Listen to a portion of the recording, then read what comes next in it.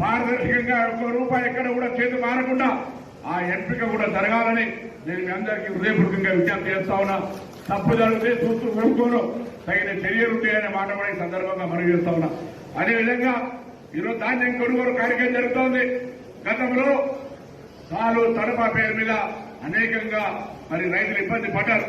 ఇవాళ అటువంటి పరిస్థితి లేకుండా మార్కెట్ కమిటీ కానీ సింగిల్ విండోలు కానీ రైతులు కానీ ఎక్కడ కూడా ఇబ్బంది లేకుండా ధాన్యం కొనుగోలు ప్రక్రియను పర్యవేక్షిస్తున్న అధికారులు కూడా దయచేసి మరొకసారి ఆ అంశం మీద శ్రద్ధ పెట్టాలని సందర్భంగా కోరుతున్నాం.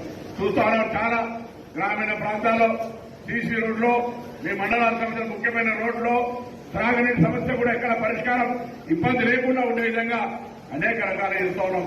మొన్న మీటింగ్ పెడితే నవాబ్పేటలో సమస్య ఉంది, ఒక 20 లక్షలు కావాలని ఒక్కటే నిమిషాలు అక్కడే శాంక్షన్ చేసినాం.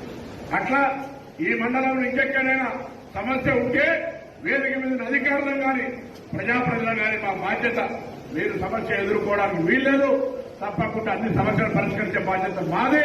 ఏమైనా సమస్య ఉంటే మా దృష్టికి తీసుకురామని కోరుతూ మరొకసారి ఈ భూభారతి అవగాహన సదస్సు ద్వారా భూములు రాబోయే కాలంలో ఎటువంటి పంచాయతీలు లేకుండా ఎవరి ఆస్తిని వాళ్ళు ఎవరి భూమిని వాళ్ళు ఎంజాయ్ చేసుకునే విధంగా ఆ హక్కును పొందే విధంగా ఉండడానికి ప్రభుత్వం తీసుకున్న భూభారతి చట్టాన్ని మరి మీరందరూ కూడా ఆశీర్వదించి ఆ అవకాశాన్ని వినియోగించుకోవాలని కోరుతూ మీ అందరికీ హృదయపూర్వకంగా నమస్కారం.